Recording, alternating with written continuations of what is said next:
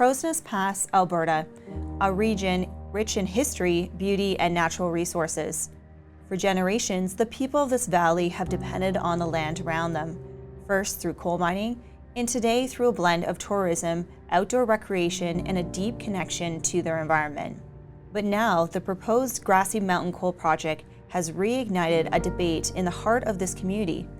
Is coal mining the key to economic revival, or a dangerous gamble with our future?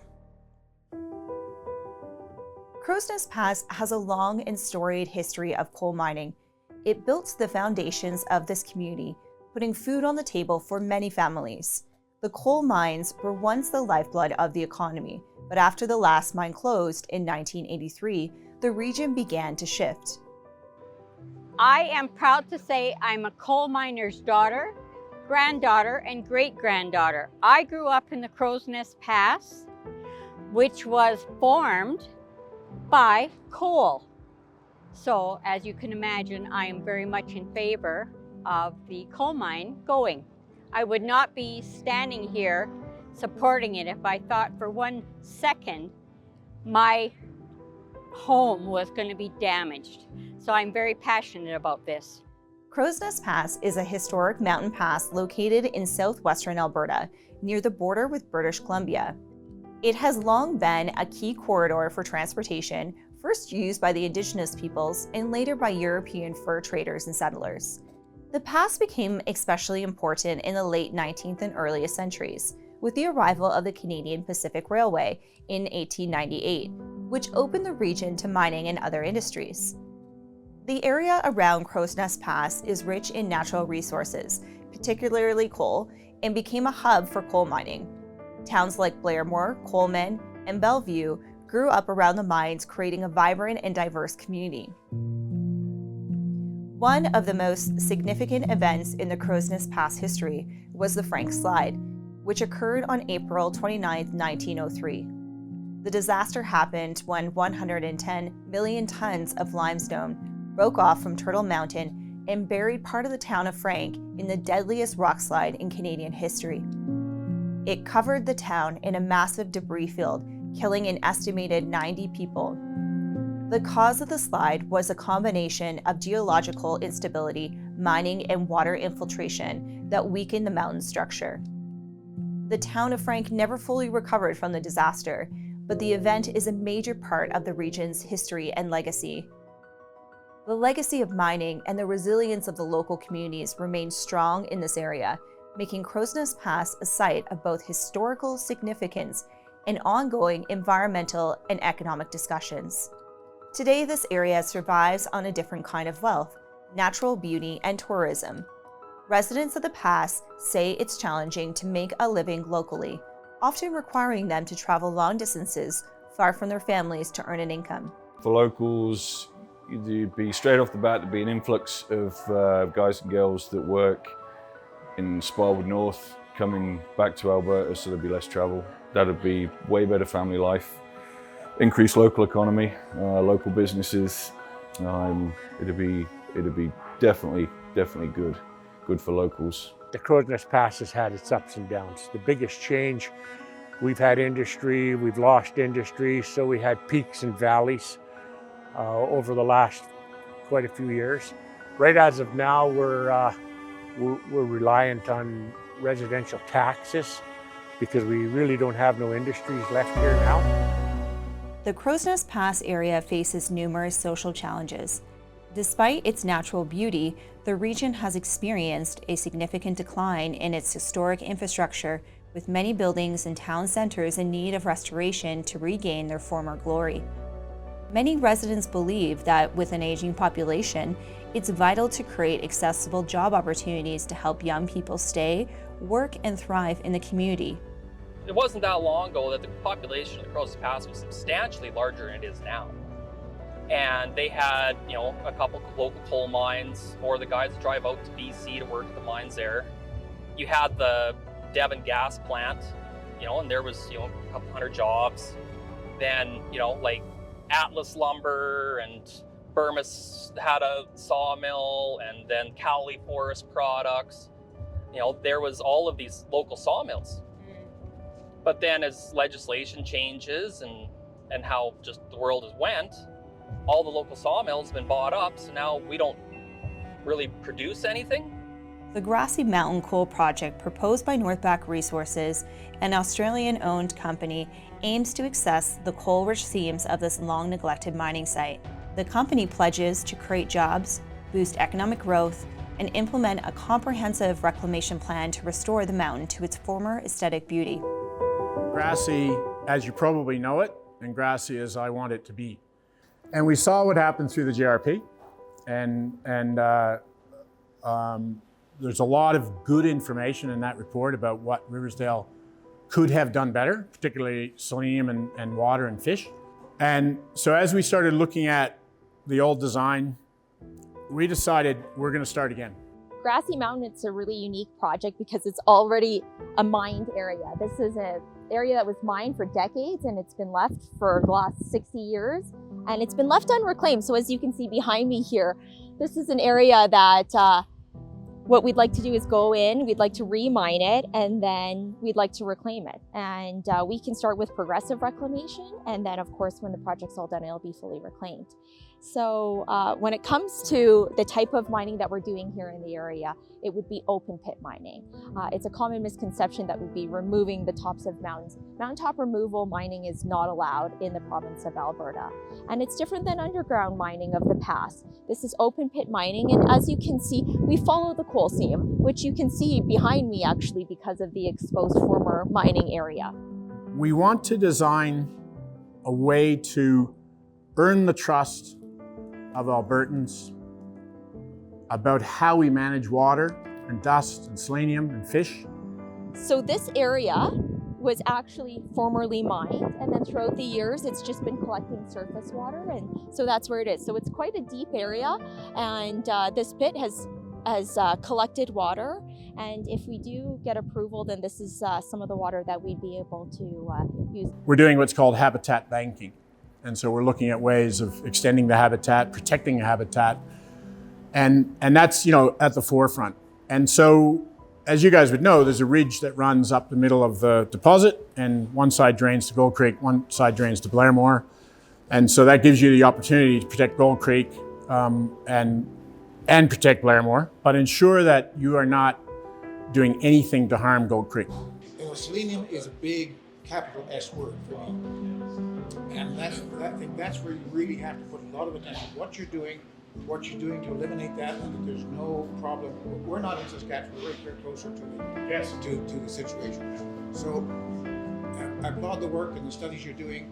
Find a solution, and you've got my vote. So when it comes to selenium, then there are different levels. We are waiting to hear what the federal regulations would be for selenium. But in municipal drinking water, it's around 50 parts per billion, and we expect that we would have to have selenium levels below about 10 parts per billion, or perhaps below that, prior to releasing water. So when it comes to selenium, we have to capture, test, treat, if necessary, the selenium before it can be released to its natural environment. What makes coal so essential, and why is the Grassy Mountain project so important? Metallurgical coal, unlike thermal coal used mainly for power generation, is a key ingredient in producing high-grade steel. The Grassy Mountain project aims to supply the crucial resource to global markets, positioning itself as a leading player in the industry while contributing to regional economic growth.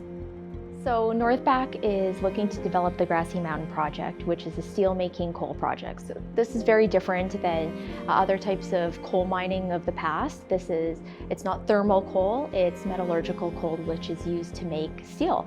And currently metallurgical coal, it makes about 70% of the world's steel. So steel has great recycling properties.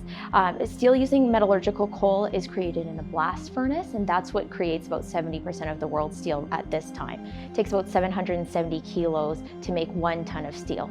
But there is still another way to make steel using an electric arc furnace, but that's predominantly used to make recycled steel.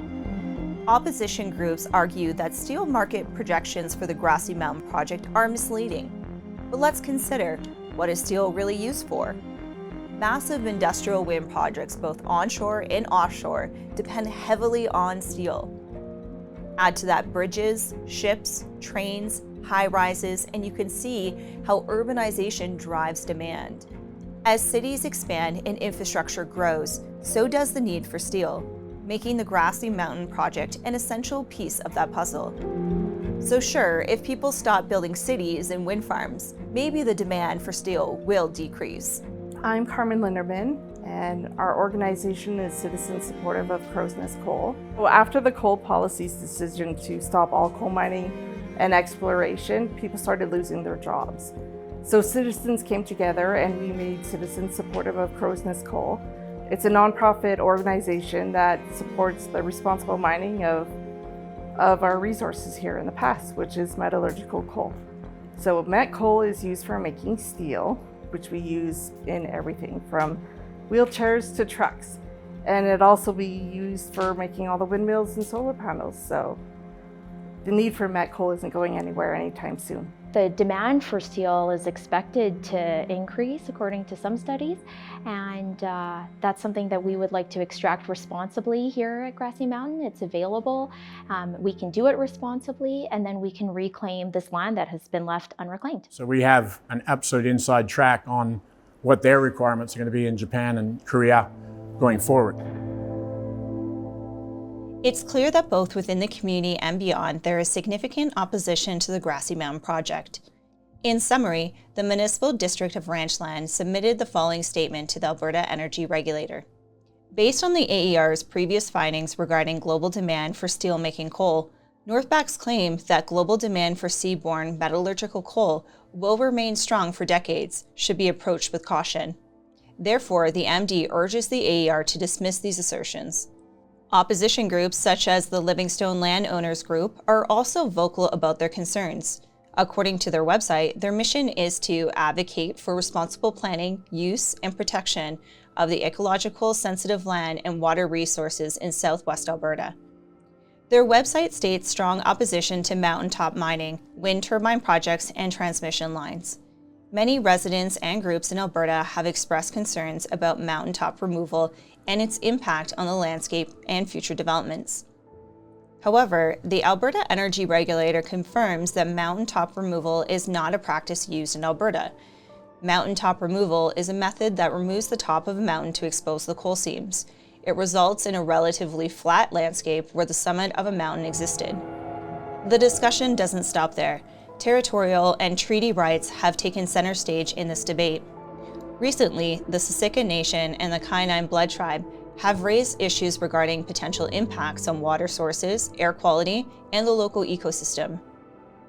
According to submissions made to the AER, the Kainai Blood Tribe concluded that the project's substantial negative impact on surface water quality and the West Slope cutthroat trout outweighs the project's moderate economic benefits.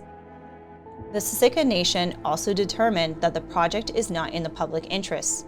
In making this decision, they acknowledge that the expected jobs, associated spending, and economic benefits for the region will not materialize.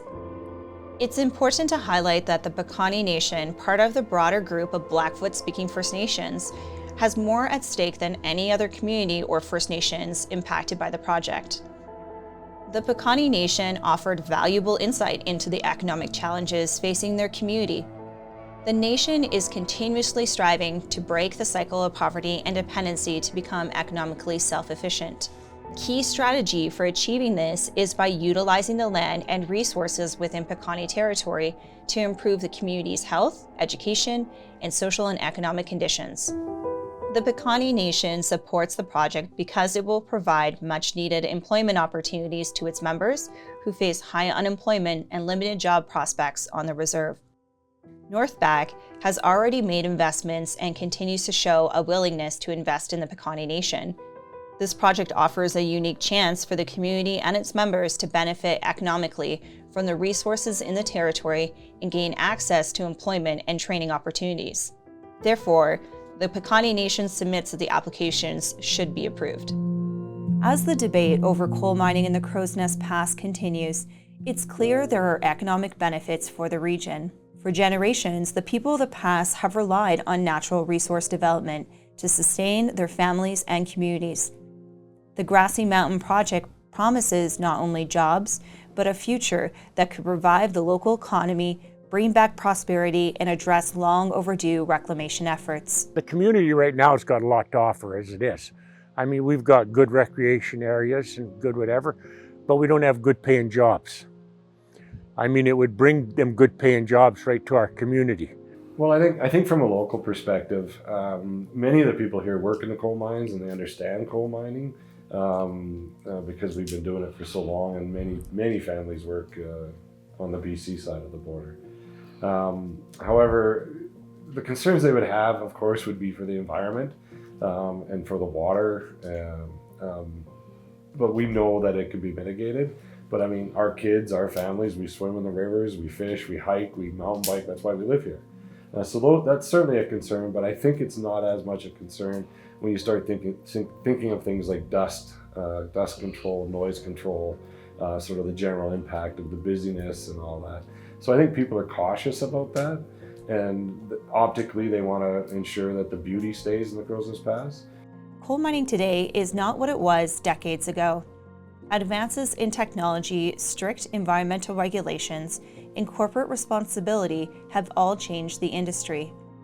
As the world continues to demand steel for essential infrastructure, from wind turbines to urban centers, projects like this could play a pivotal role in meeting that need while supporting communities like the Crowsnest Pass. Now we're environmentally responsible, where before the big thing was, okay, let's get the coal, let's get out, and who cares what things look like. Just because we support coal mining doesn't mean we support the destruction of the environment. A future where economic growth and environmental stewardship coexist may seem unattainable to extreme opposition groups. However, there's a clear hypocrisy in the situation. Many of the same organizations outside the community opposing the project are also advocating for increased wind and solar energy development. As we've established, one cannot coexist without the other.